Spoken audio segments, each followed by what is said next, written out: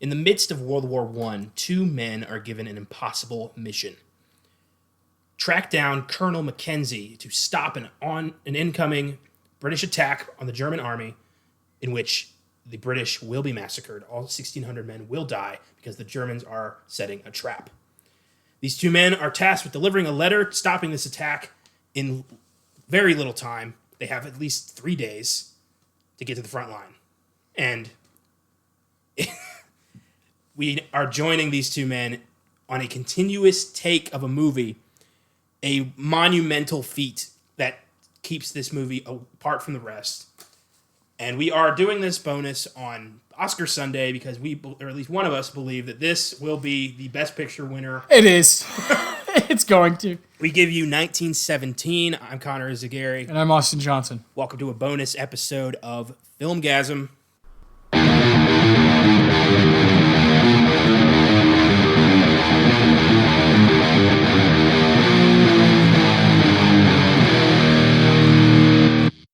"1917" was a fucking phenomenal film. Yeah. Unlike anything I've seen maybe ever. And that's mostly because of the way Sam Mendes chose to create this movie. I mean, a continuous take is a fucking... I mean, it's amazing when they can make it last 10 minutes. But to do that for 2 hours is amazing. Yeah. Roger Deakins. Oh my God. That's the first name that I think of when I think of 1917. Yeah. Maybe the greatest cinematographer. I don't think of... lived. I honestly, in my mind, I don't think of Sam Mendes first. I think of Deakins. Deakins is the mastermind of moving the camera in the way True. that it moves. True. And there's a famous quote from him where he says, there's pretty cinematography and then there's good cinematography. 1917 has good cinematography. It's not just showing off. It's not just like, look at this continuous take. No, the shit that's going on while the continuous take is happening. And to be clear, there's a actual 45-minute stretch where it's an actual one take. Yeah. And the rest of the movie is to feel that way, but there are little cuts. But you can't really see them unless you're paying attention. It's so seamless that it really does feel like you're just watching one continuous take. It's breathtaking. Yeah. Breathtaking stuff. We both saw it now, a month and a half ago? Roughly, yeah. Yeah, because it was right around Christmas. Right after I saw it, I was like, yeah, this is going to win. This is going to win Best Picture. I think you feel the same way. Yeah. I've gone back and forth. I think Parasite has a chance to win tonight, but as I sit here today at 4:22 p.m., the Oscars start in less than 3 hours. I think 1917 is definitely going to win Best Picture. I think Sam Mendes is going to win Best Director. Yeah. I think it's a damn shame our boy's not up for Best Actor, honestly. Oh, yeah. I think performances are the most surprising I think that's thing. insane that all the praise that this film has gotten, and we're not talking about the performance inside of it. Yeah. What's this kid's name? He's from Captain Fantastic. Fantastic. His name is George McKay. Yes, George McKay. Yeah. Him and Dean Charles Chapman. I wonder if you pronounce it Mackay. Maybe. Because there was an old footballer, old player in England. His name's George Mackay. Could be. We'll have to ask him. Oh no, it was Dave Mackay. Dave Mackay. Yeah. But in addition to these guys, you've also got great performances from Colin Firth, Benedict Cumberbatch, Andrew Scott, and Richard Madden. Yes. Oh, and Mark Strong.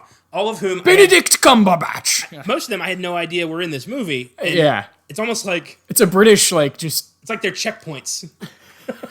Yeah. Oh, yeah, shit. Yeah. But it was really cool to see. This is a movie that I think really cements the importance of British involvement in World War I, a forgotten war in film a lot. I don't know if this is accurate, but this is just what I've seen. I think most war movies, or at least the most well-known ones, tend to be World War II, Vietnam, War on Terror. But World War I, there's only a few really well-known World War I movies. All Quiet on the Western Front comes to mind. It's kind of all I got, honestly. Yeah, I can't help you out here. Maybe Wonder Woman, if we're counting really deep here. But straight up war movies, no. And it's not. Yeah, World War II is so popular amongst for film. There's so much story there. It's very clear cut, good versus evil. And it involves the United States involvement is so. We still have footage of it. It happened in the mid '40s. So it's just different time. Yeah. It's harder when you have if World War II happened today, we'd have unlimited amount of documents of what's happening and things that are going on, stories about it. So as time goes on, you know what I'm saying? So Of course, World War One is not going to have as much. But what Sam Mendes did here is really interesting. Is he took stories from his own grandfather and just kind of created his own little world out of it and was like, hey, I'm not going to make this big grand them versus this. He's like, I'm gonna take one weekend and one story, personal story from a person so that the audience feels it. Finally, Jesus Christ. I've never quite known what's wrong with war movies for me because I'm not that into them. But I think that's what the problem was. It was like I never connected with the characters. And now in this movie I definitely connect with McKay. You have to. It forces you to connect with these guys. It's World War I through the eyes of two men. Yeah. And that's phenomenal. Two men who, they weren't there by choice. This was all hands on deck for a reason. The reasons behind World War I are really muddled, like how it all happened. Exactly. It very much is just like, two nations had a beef, and then all the allied nations of those nations were forced into that beef due to different treaties. And it just and pure miscommunication. World War I's famous for just like fucking early 1900s, like not knowing who's saying what, and get behind each other's back in treaties, and like who's this, and it takes we forget it takes days to find out some things. Yeah. Sometimes people have to travel to like tell someone something. This movie is that. I mean, exactly. It's amazing how it takes its time and it gives you that connection to the character. I mean, there is a ticking clock as part of the score. Yes. We are always losing time here. They have a very limited time to do this, or 1,600 men are going to die, and you feel that urgency the entire time. Not to mention, like you said, we're eyes of two men. One of the 1,600 men is his brother. Yeah. So we'll get to that. Boy, is there anyone else in the cast that you want to highlight that you thought was, maybe above the rest? Richard Madden. Yeah, fuck yeah. Brief appearance, but oh my God. Yeah. Powerful as hell. Yeah. A man who learns his brother is dead, and you feel it, and you can see it in his eyes and the way he holds himself. He is devastated, and he's really struggling not to explode in just sadness and anger. Yeah. While at the same time being grateful to this man for, telling him this news and going on that journey with his brother. Yeah. He's clearly you're a good man. Yeah. Clearly. And then Cumberbatch really plays a really war-hardened son of a bitch who is very much, this is kill or be killed, last man standing. Fuck everyone else. I think I love how they warn him, deliver this letter in front of witnesses. yes. Not all men are going to do the right thing here. Cumberbatch is a fucking hard ass. I love that. Just funny because I never would have expected that from him. No, I would expect. But then you see him, and you're like, whoa, yeah. I would have thought that from Mark Strong, but he plays a really decent soldier. He's like, Godspeed, son. It's my favorite bit from a character is Andrew Scott. you really feel like the Full Metal Jacket type of war, oh, mate, yep, this fucking sucks. Yeah. And he goes, hey mate, what day is it? And he's like, oh, it's Friday. And the guy's fucking idiot thought it was Tuesday. Oh man. And it's this guy who's totally so involved in this world and in with his job as a lieutenant that this is his life, and he has to find humor within. Hasn't he only been in command for a couple hours because his officer was murdered? Yes. Was killed? Yeah. Jeez. I know, man. Yeah. He's very much fuck all this, but I'll show you where I need to go. All right. Yeah, if you I don't believe in the mission, but if you think you're just going to get shot in the next few hours, go for it. Good luck, assholes. Yeah, Andrew Scott's great, obviously, in Sherlock, Honestly, I fucking hate him in Sherlock. What? His performance or his character? Both. I can't stand his Moriarty. I love his Moriarty. Nah, man. I mean, I can't stand him, but I'm out. I love Andrew Scott. No way. Actually, I didn't like Andrew Scott till this. Now I'm like, all right, I'll give this guy a chance. Fair enough. So 1917 was directed by Sam Mendes, co-written and directed. Mendes won his first Oscar for 1999's American Beauty, his debut. Whoa. And he has also done the films Road to Perdition, Skyfall, Spectre. The guy's a rock star. He is very talented. I'd say underrated. I think a lot of his more underground films, I thought Road to Perdition didn't get nearly enough credit. Sam Mendes, for whatever reason, he's like in the, like James Gray. Those guys are not quite Tarantino and Scorsese, so like people don't know their names. It's like, look at this guy's resume. Yeah. For the past 20 years, he's made 6 awesome movies, Like you said, his involvement with James Bond, he might have the best. Yeah, that's an awesome one too, Like, that's awesome for him. And to change it up, and like you said, Road to Perdition is a very underrated movie. One of my favorite Tom Hanks roles of all time. Hell yeah. Daniel Craig as well. I forgot to bring up Jarhead and Revolutionary Road. Well, 2005. Yeah, Jarhead is the last time Deakins and Mendes worked together, and then 1917. Wow. Again, Deakins, just to this is the guy who was the cinematographer for fucking Big Lebowski.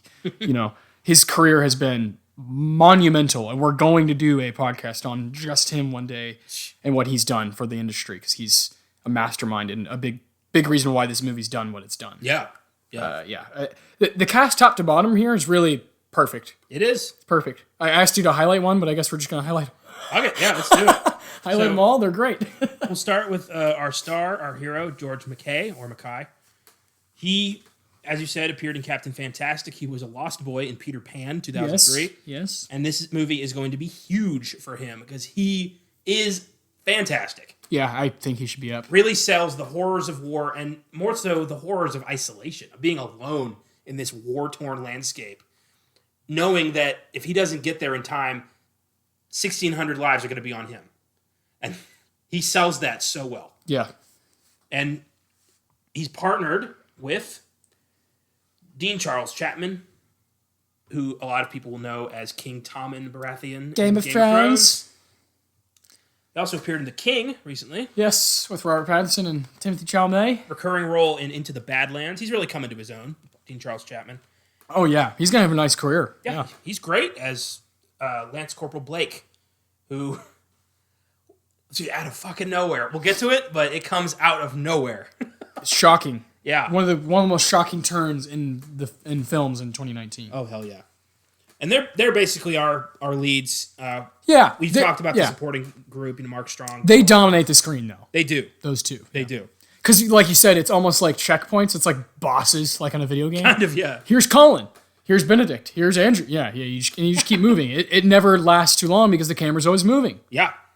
This is the kind of movie where you cannot get up to use the bathroom. No, I did. For like the last half of the movie, I was like, I gotta piss so bad. Didn't care. Didn't matter. Man. That piss was great afterwards, though. 1917 has an IMDb score of 8.5, Rotten Tomatoes score of 89%, which admittedly feels a little low considering how incredible this movie is, but I'll take it. It's been pretty successful. It has grossed about $287 million so far. Yeah. On a budget of roughly $90 to $100 million. Good for them. Pretty good for an Oscar hopeful. And it's been nominated for 10 Oscars: Best Picture, Best Director, Best Original Screenplay, Best Cinematography, Best Makeup, Best Production Design, Best Original Score for Thomas Newman, Best Visual Effects, Best Sound Mixing, and Best Sound Editing. And we will find out tonight which of those it takes home. And it could take home any one of those, honestly. This is incredible. I wouldn't be surprised if it took home like 8. Yeah. I really wouldn't. Yeah. So let's go into the plot of this thing. Let's do this. So, as we've said, this takes place during the First World War. Britain, Germany, Austria-Hungary, later the United States, many other nations. Yeah. And of course... Man, that's another good thing about this movie is like he doesn't need to explain World War I because it's so focused on a specific, because if you do, it's hard to do. It's hard to explain, like you said, like what World War I is, why it started, there's like mixed things. There's different articles you can read. They're like, Almost every nation that was involved in this war got into the war for a different reason. Yes. It's very tough to narrow that down. Yeah. We would need a whole podcast series just to figure that out. Which is not what we're... Yeah. We talk about movies. Yeah. I love history, but fuck. Suffice it to say, it's really fucked up and it got a lot of people killed. Yes. Yeah. So this takes place in April of 1917. The German army has pulled back from the Western Front in the north of France, and General Aaron Moore, played by Colin Firth, briefs these two young British soldiers, Lance Corporals Blake and Schofield. Aerial reconnaissance has spotted that the Germans are not actually in retreat, but they've made a withdrawal to their new line where they are going to trap the British and kill all of them. Just annihilate this British cavalry with artillery. And since the telegraph lines are cut, Blake and Schofield are their only chance. They have to hand deliver a message to the 2nd Battalion of the Devonshire Regiment, calling off the planned attack and saving 1,600 men, including Blake's brother, Lieutenant Joseph Blake. So it is personal. Yes. Very personal. And he's got to choose a mate. Yep. He's got to choose a mate to go with him. I love that, because he just says, pick a man and come with me. Yeah. He doesn't say why, so he just grabs Schofield, who's sitting next to him. And that comes up like, why the fuck do you have to choose me? He's like, I didn't know what this is for. Yeah.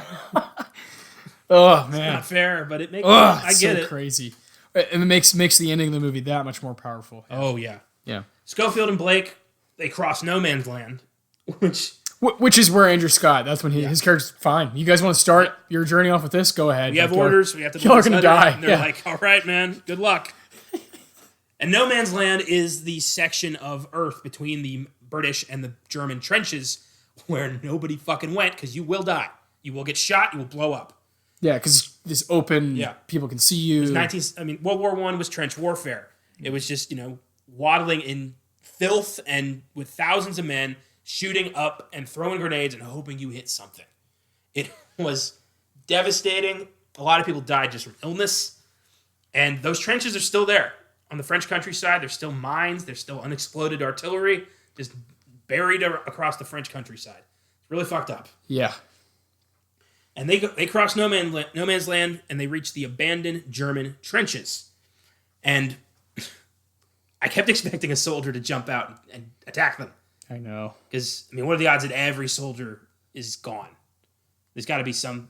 But what the Germans ended up doing is they booby-trapped the place. Yes. They put tripwires everywhere, and a rat triggers one of these tripwires, and the explosion takes down the trenches. And that is intense as hell. Yeah. Like at Schofield, have to get the fuck out of there, or the whole place is going to collapse on it. And again, the camera doesn't break away, ever. Nope. Once.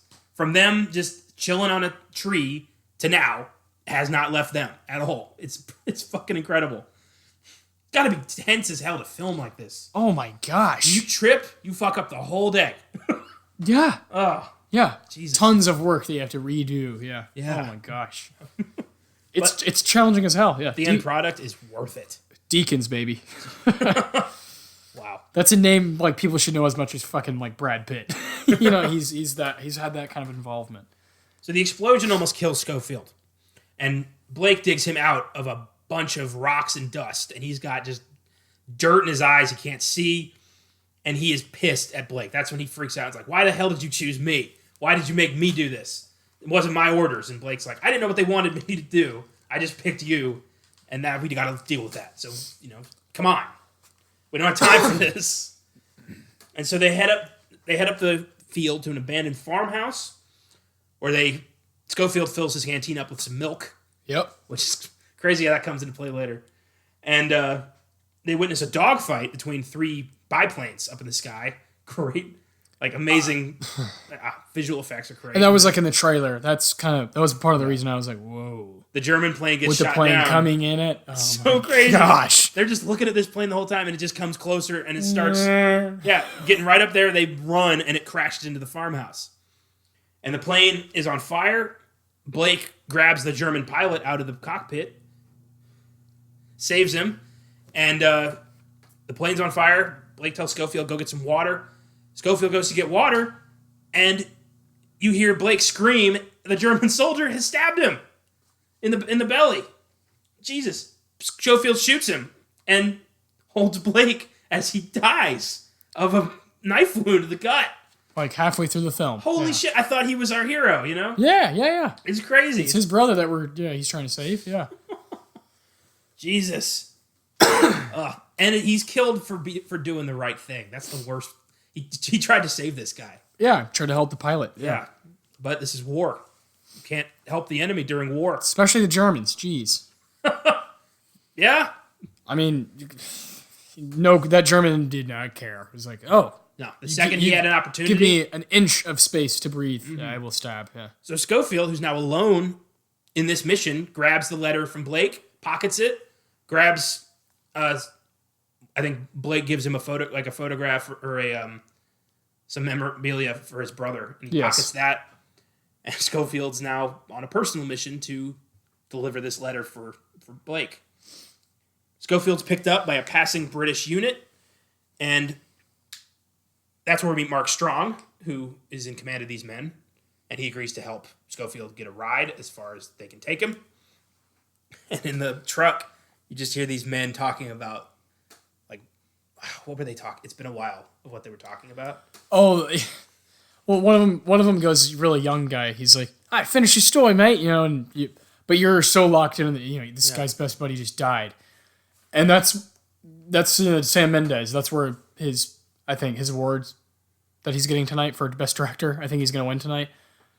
This is where it comes in play. What he's so good at is you're so locked into George's head, and you're hearing this dialogue that's kind of meaningless happen right next to him. It's kind of ringing. It's very much, a soldier's camaraderie. Ooh, and you can the whole screen, especially in theaters. This is a movie you got to see in theaters. You can feel it, and the sound is actually ringing in your own ears, and you're like, this guy. You're just like, you're there with him. You feel yeah. the pain. You there's feel the anxiety. There's no reaction you can have. What are you gonna yell? Are you gonna get mad? So he just gonna stares. cry. He just is blank, like, fuck. And these guys are looking at him like, You all right, mate? Well, yeah, because they're all like, yeah, it's all banter. And this guy's like, "Oh, finish your story, mate. Come on." And he's like, "Oh, and this girl, is taking her out. He's talking about this girl he went out with." And then they're like, look at him like, "What's your deal?" And he's like,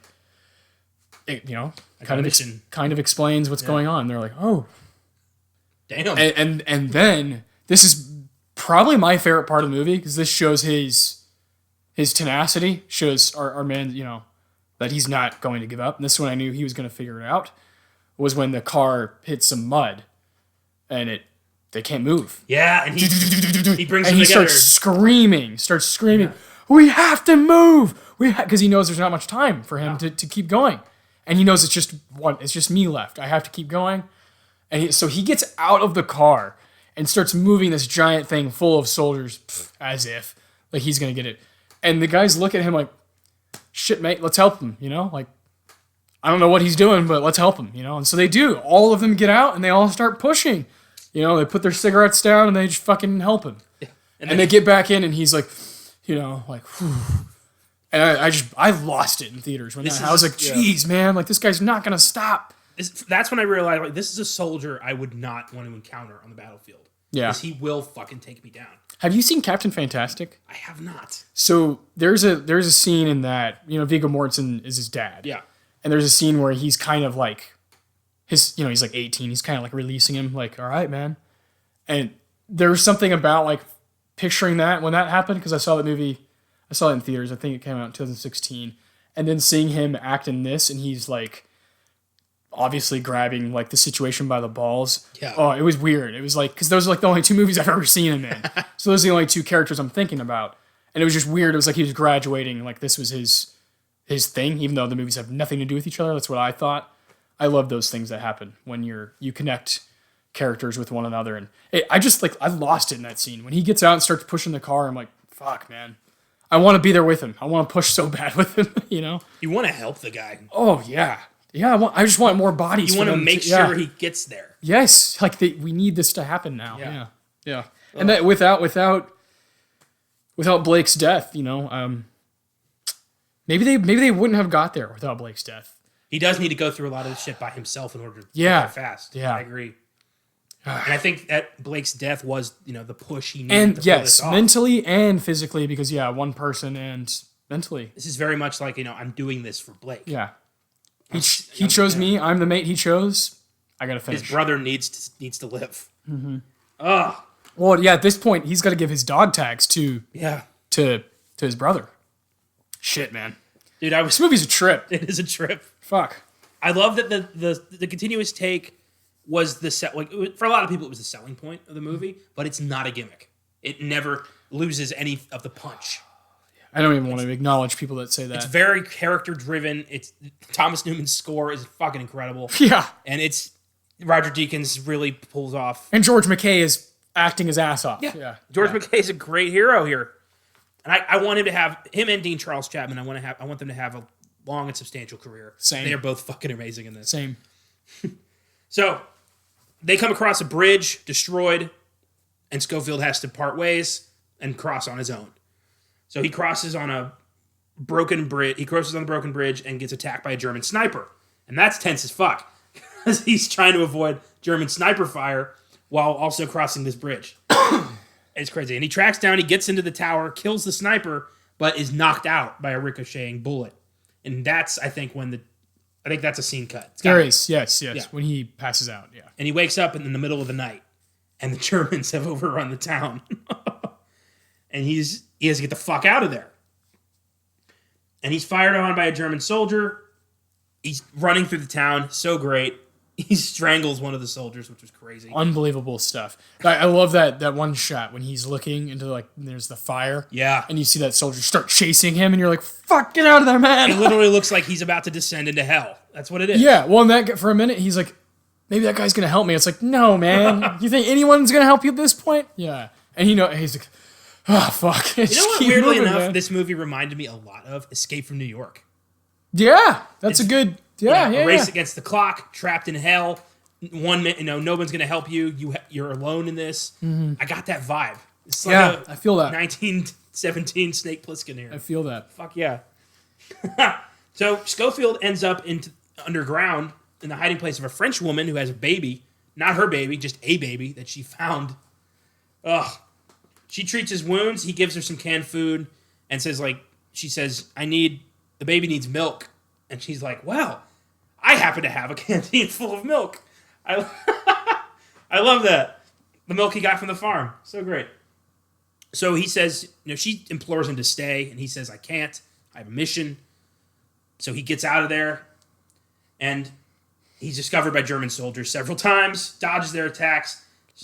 He pushes past one German soldier who's fucking drunk. Yeah. Great. Yeah.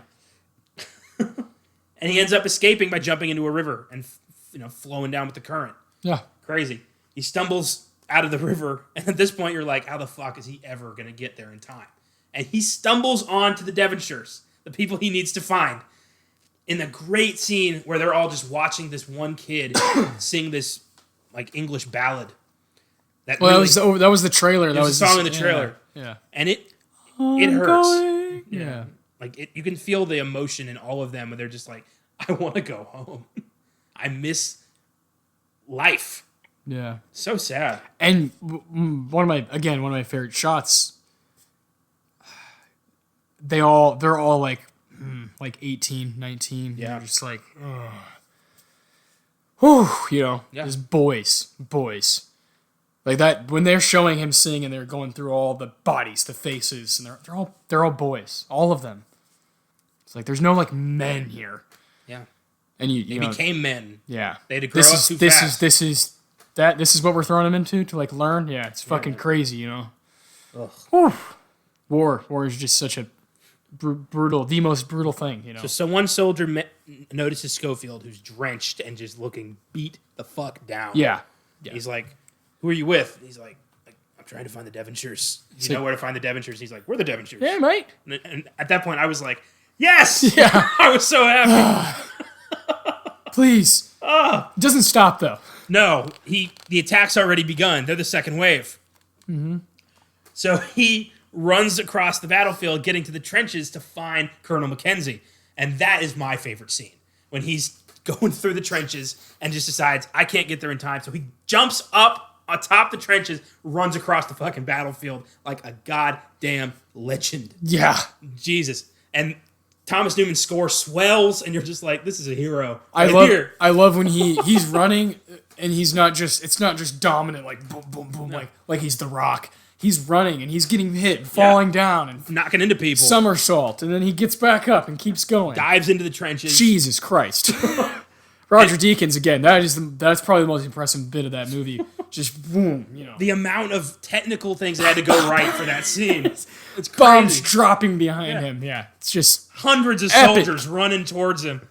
Oh my God. Not to mention, on the right side of the screen, again, this is why you got to see it in theaters, that wide cut. In the bottom right of the screen, you got the trench still, and there's people in there fucking throwing grenades, getting hit, bodies flying. Whew. So Schofield jumps back in the trenches on the other side, and starts screaming like, Colonel Mackenzie, where is Colonel Mackenzie? And eventually he finds him and he runs into this room, but they stop him. They're like, who are you? You have no orders. Yeah, what are you doing, buddy? Like, I have to deliver this letter. And he runs in there and gives it to Colonel Mackenzie in front of witnesses. And at first he's like, fuck off. And he's like, I have a direct message. These are orders from the general. You have to open this. And the colonel looks like he's ready to fucking kill him. Like, from Colin to Benedict, please listen. Yes. From one great British actor to another. And eventually, Mackenzie's just like, fuck. And he grabs the letter, reads it, looks all stoic, and says, call him off. Yeah. Bring him back. And, the wave of relief that washes over Schofield. The mission is done. He did it. And he has a talk with Mackenzie. Mackenzie's like, there's only one way this war ends. Last man standing.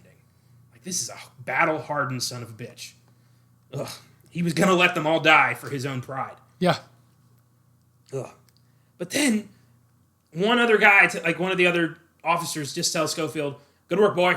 Good work, lad.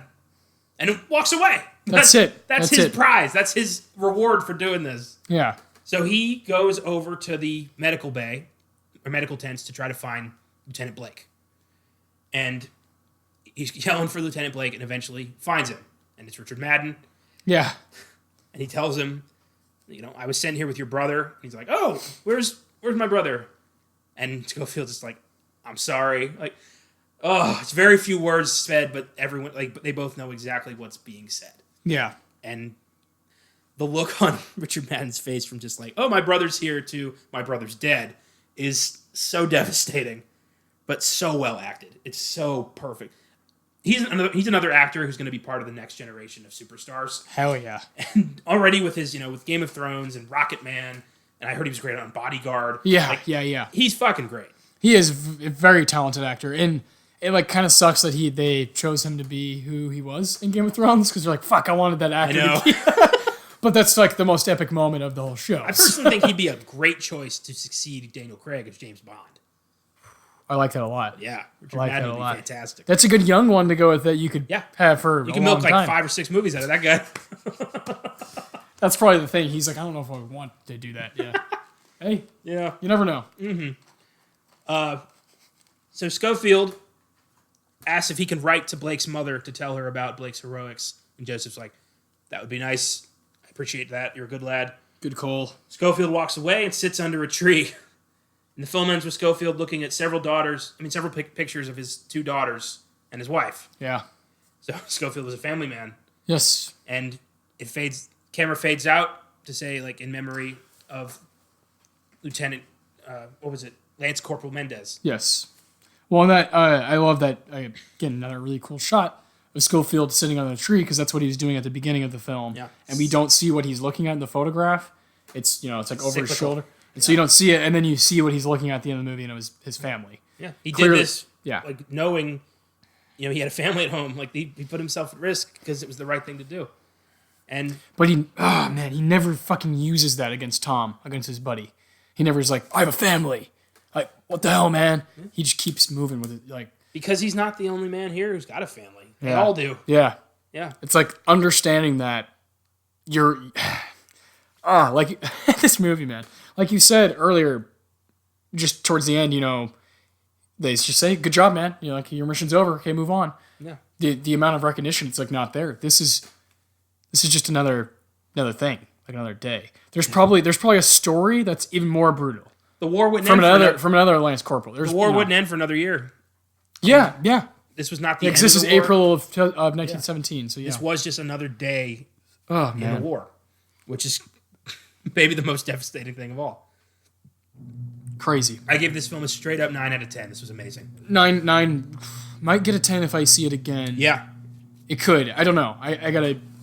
If this does win Best Picture, it will be one of the few films to fucking earn it. Yeah, I do think it's gonna win tonight.